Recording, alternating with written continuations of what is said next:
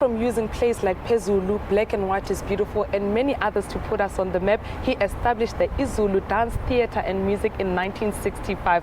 When Welcome Msomi was done establishing his place in the musical sphere, he moved on to PR and continued to excel. Today, he's the cultural icon my colleague Lebo and I put under the spotlight.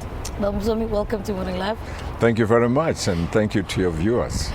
Take us back to a 15-year-old Welcome Msomi who's just discovered that he can write. When were you first aware that you can write? You know, I was aware that I could write when I was, in fact, not even 15. I was about 12 years. And I wrote for a magazine called Wamba. Wamba was an educational magazine where you'd submit your poems and short stories. So I was so excited to get my first story on Wamba. I kept that copy and I showed it to everybody that I am a writer. Then after that, at the age of 15, I wrote a short story for Ilanga Lase Natal because I had been inspired and friends with Net Nagasa, who also wrote for Ilanga Lase Natal. So when I sent my story, I got £2, 2 shillings for my story, a check, and which I kept for years, which I never cashed. So then I realized, wow, I could write, you know. And then after that, my father, who was who used to see me write under the candlelight, you know, then decided that he was going to buy me a typewriter. Those days, there were these typewriters that would make a lot of noise, you know. So I got a Remington, which I would, of course, nobody taught me how to use it, but I would spend the whole night making so much noise in the house. The bold confidence, the love for English, and the talent for writing, who would you say instilled it in you? I think my mother. My mother was a teacher, you know, and but she would be so involved with everything that I was doing and encouraged me, and she used to tell me stories about how she started, you know, as a teacher, and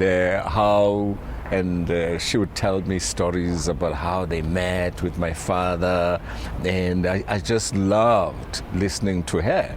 And my father was also someone who was very artistic. He was a drummer, he was a musician, and at home they would be singing with their friends, and so it was that kind of a place that inspired me. And not only that, I also was fortunate to be involved with the Zulu royal family because my aunt was married to King Zwelithini's father, Beguzulu. And so I would spend time in Nongoma with the elders to talk about the history of the Zulu people, the music, the dance. So I had all these things being put together for me, which then inspired me to do several things, you know, not only to write, but also to put together the history of our people, you know. So that is, I was fortunate that I had to be surrounded by all these people who gave me this amazing, you know, journey into our history. So, but who then introduced you to the world of theatre and playwright? Because here you are, you've got this rich history as a young man. But, yes. You know, what do you do with these stories? When were you first aware that, I can tell these stories and put them on stage? You know what was funny is that I was not aware that I was doing theatre. You know, at the age of 8, I put together a group of young boys in Chesterville, where we would dance from house to house, and people would give us pennies. And then after that, we would go and buy sweets, you know. So we would have audiences, you know, in every house, you know, and, you know, we'd do a short piece, you know, dance, sing, dance, and then people give us pennies and we move to another house. And So I didn't know that I was building audiences. So after that, what then happened is that, and then I started to write, and then I decided that, well, maybe I would go to university to learn about theater.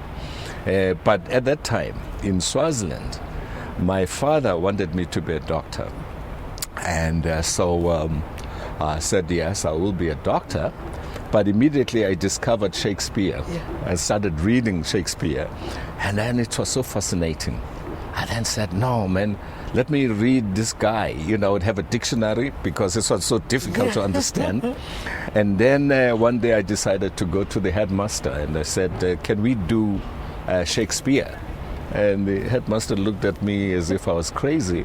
And then I said, can we do Mark Antony's oration to start off with? And he said, fine, go ahead. So I put together a group of boys, which was a boarding school at St. Christopher's. And then of course, I had to play Mark Antony. You know, I had to play the lead. So I had to play the lead.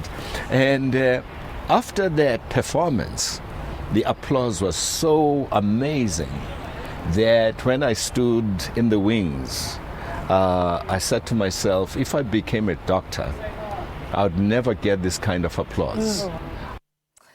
That conversation went on for a good 26 minutes. Unfortunately, though, we can't air all 26 minutes in one go. So we'll continue the conversation, Tumi and I, tomorrow with the respected Welcome Msomi, tomorrow morning at 7:10. Don't miss it. Let's take a break. We'll give you the art bulletin after this. Stay